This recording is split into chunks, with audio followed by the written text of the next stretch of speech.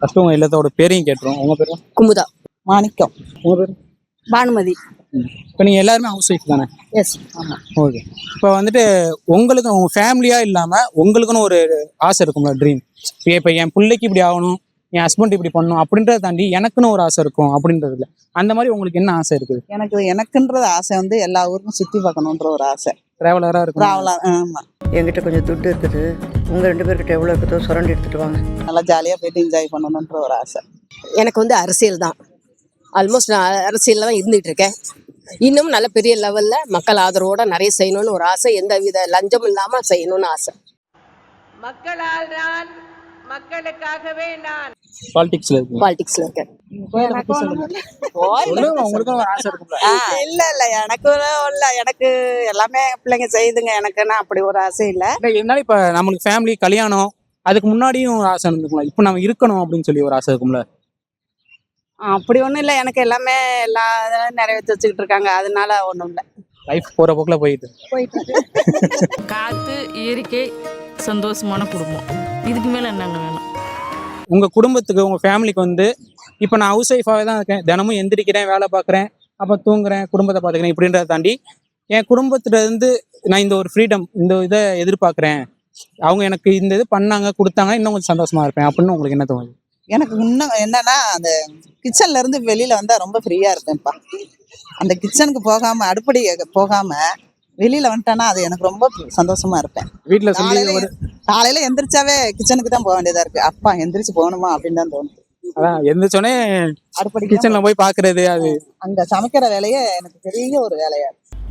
இத்தனை நாள் இவ்வளோ தோசை சுட்டு கொடுத்துருக்கீங்கல்ல, உங்களுக்கு யாராவது ஒரு தோசை சுட்டு கொடுத்துருக்காங்களா? வீட்டில் சொல்லி ஒரு வேலைக்காரங்க இது பண்ணிடுறோம். உங்களுக்குமா? எனக்கு ஆரம்பத்துல இருந்து எங்க ஹஸ்பண்ட் தான் எனக்கு சப்போர்ட்டு. குழந்தைங்க சின்ன வயசா இருக்கிறப்பவே எங்க லேடிஸ் கிளப்பு, லைன்ஸ் கிளப்ன்ற இதுல என்ன ஒரு இண்டிவிஜுவலா என்னை வந்து இறங்கி ஃப்ரீடம் கொடுத்தாரு. அதான் இப்போ அரசியல் வரைக்கும் வந்திருக்கேன். 3வது வாட்டி முடிச்சு கவுன்சிலராக இருந்து வெளியில வந்திருக்கிறேன். அடுத்த வாட்டிக்கு எலெக்ஷன்ல நிற்கலான்ற விருப்பத்துல இருந்துட்டு இருக்கு. அதுக்கு அவர் வந்து ஒரு சப்போர்ட்டா இருக்காரு.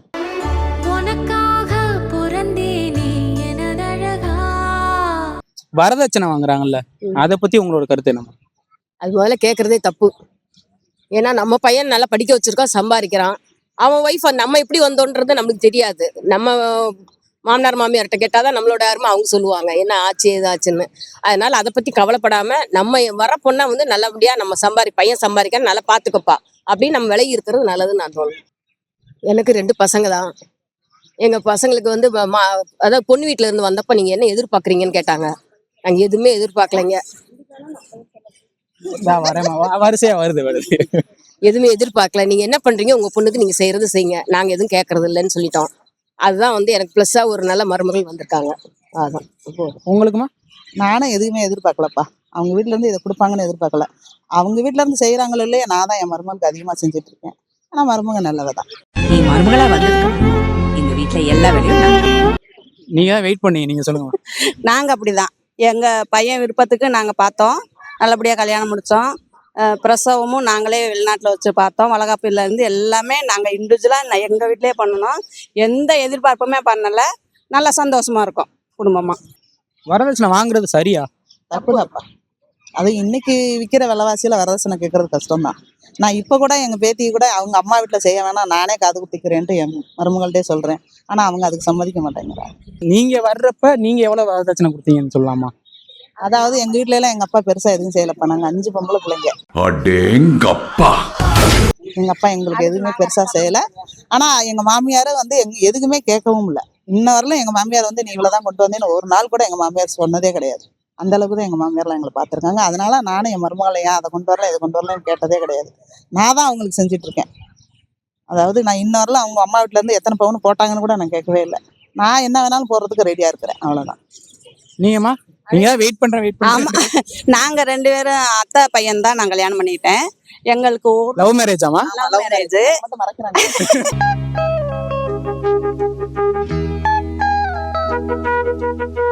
இல்ல லவ் மேரேஜ் தான். ஆனால் எங்கள் வீட்டில் இருந்து நான் ஒரு பொருள் எடுத்துகிட்டு வரல. கட்டின துணியோடு தான் என் வீட்டுக்காரர் அழைச்சிட்டு வந்தார். இப்போ ரொம்ப ரொம்ப நல்லா இருக்கேன். என்னை தங்கமாக வச்சு பார்த்துக்கிறாரு. யாருக்கு அவனுக்கு காசு பணம்? உனக்குன்னு எவ்வளவு வேணும்னு கேளு, சம்பாரிச்சு சேர்த்து கொண்டு தரேன். இந்தாரு, ஆனா முத்தலா மட்டும் எனக்கு கொடுத்துரு. இந்த கேஸ்ட்டு இப்போ நீங்க சொன்னீங்க அந்த கிச்சன்லேருந்து வெளியே வருது எல்லாமே வந்துட்டு இப்போ இருக்கிற யங்ஸ்டர்ஸ் கிட்ட கேட்டோம் அப்படின்னா லவ் மேரேஜ் பண்ணால் எல்லாத்துக்குமே ஓகே இது அப்படி எல்லாத்துக்குமே இப்போ சொல்யூஷன் கிடைக்குது அப்படின்ற மாதிரி ஒரு தாட்டு. லவ் மேரேஜை நீங்கள் அக்செப்ட் பண்ணுவீங்களா? நான் கண்டிப்பா என் பையனே லவ் தான் பண்ண சொல்றேன், பண்ணல. பாவம் பண்ணிட்டடா, பாவம் பண்ணிட்ட. நீங்கள் லவ் மேரேஜ்னு சொன்னீங்க, உங்கள் வீட்டில் எந்த அளவுக்கு எதிர்ப்பு இருந்துச்சு? என் வீட்டில் எதிர்ப்பு, என்னை கட்டக்கூடாதுன்னே சொன்னாங்க எங்கள் அத்தை வந்து. ஆனால் அவங்க பொண்ணை கட்டணும்னா, ஆனால் அதையும் மீறி எங்கள் வீட்டுக்காரர் என்னை கட்டினாரு. கட்டிட்டு வந்து நல்லா தான் வச்சிருக்காரு. என் பொண்ணுமே லவ் மேரேஜ் தான். சூப்பர். லவ் மேரேஜாக்கா பேசலாமா கொஞ்சம்? அக்கா உங்க பேருக்கா? என் பேர் கஸ்தூரி.